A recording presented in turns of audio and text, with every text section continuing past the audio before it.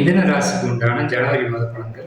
மிதுன ராசிக்கு ஜனவரி மாதம் 6ஆம் தேதி அன்னைக்கு ராசிக்கு குரு வர்றாங்க.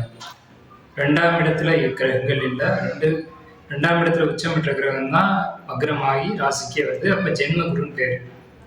மிதுன ராசிக்கு 6ஆம் தேதி அன்னைக்கு ஜனவரி மாதம் 6ஆம் தேதி அன்னைக்கு ஜென்ம குரு வர்றாங்க.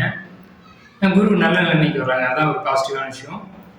3ஆம் இடத்துக்கு கேது, மிதுன ராசிக்கு 6ஆம் இடத்து புதன் சுக்கிரன், 7ஆம் இடத்து சூரியன் செவ்வாய், 9ஆம் இடத்து ராகு சனி. இந்த கிரகங்கள் மிதுன ராசிக்கு என்ன விதமான பலன்களை கையில் வச்சிருக்கு அப்படின்னு பார்க்கும்போது, மிதுன ராசியை பொறுத்த வரைக்கும் திருமணம் சார்ந்த விஷயங்கள்ல எச்சரிக்கை தேவை.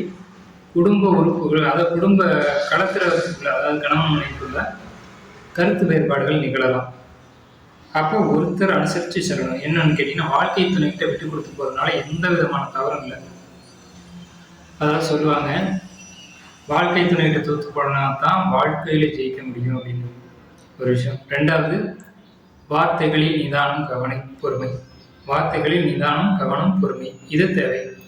ஏன்னா 2ஆம் இடத்துல உச்சமடையக்கூடிய கிரகம் ராசிக்கு வந்திருக்கு. ஜென்மத்தில் குரு வரும்போது தான் ராமர் வனத்துக்கு சென்றது அப்படின்னு சொல்லுவாங்க. ஸோ இதை நம்ம அப்படியே எடுத்துக்க வேண்டிய அவசியம் இல்லை. தசாபுத்திகளின் கணிப்பின்படி மாறும். 3ஆம் இடத்துக்கு ஏது என்ன செய்யும் அப்படின்னு நீங்க கேட்டீங்கன்னா, நீங்க எடுக்கிற முயற்சிகள்ல ஒரு தெளிவை கொடுக்கும். அதாவது மிதுன ராசிக்காரங்க இந்த ஜனவரி மாதத்துல எடுக்கக்கூடிய முடிவுகள் எல்லாமே நிதானமும் பொறுமையுமா எடுப்பீங்க. தவறு இல்லை. யோசிச்சு தான் ஒரு காரியத்தை 10 முறையாவது யோசிச்சு தான் செய்யணும். யோசிச்சு தான் செய்ய போறீங்க.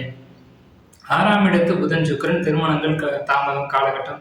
அதை நம்ம ஏற்கனவே சொன்ன மாதிரி கணவன் மனைவிக்குள்ள கருத்து வேறுபாடுகள், வார்த்தைகளை அள்ளி வீசிக்கிறது, நெருப்பு மாதிரி கொட்டிக்கிறது, அந்த மாதிரியான விஷயங்கள் இருக்கும். ஒருத்தர் சொல்ல ஒருத்தர் கேட்டுக்கோங்க. ஒருத்தர் நெருப்பை கக்குனா கூட ஒருத்தர் அதை பொறுத்து போகிறது நல்லது. அதே மாதிரி தொழில் சார்ந்த விஷயங்கள், தொழில் பயணங்கள், இது எல்லாமே சிறப்பாக அமையும்.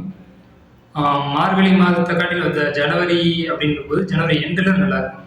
வருமானத்துக்கு ரொம்ப சிறப்பாக இருக்கும். உங்களுக்கு வேலை செய்யக்கூடிய இடத்துல சில ப்ராப்ளங்கள் வரலாம், அதை அனுசரித்து சொல்லணும். ஷேர் மார்க்கெட்டை பொறுத்த வரைக்கும் லாபங்கள் உண்டு. சினிமா துறையில், கலைத்துறைகள் இருக்கக்கூடியவங்களுக்கு கண்டிப்பாக நல்ல வாய்ப்புகள் கிடைக்கும். அதே மாதிரி லவ் மேரேஜுக்காக வெயிட் பண்ணுறேன் அப்படின்றவங்களுக்கு லவ் மேரேஜ் நடக்கும். குழந்தை வாய்ப்பு இந்த ஜனவரியில் 2026 எழுதி வச்சுக்கோங்க. மிதுன ராசிக்கு நிச்சயமாக கிடைக்கும். இதுதான் மிதுன ராசிக்கான ஜனவரி மாத பலன்கள். வாழ்வருடன் வாழ்த்துக்கள்.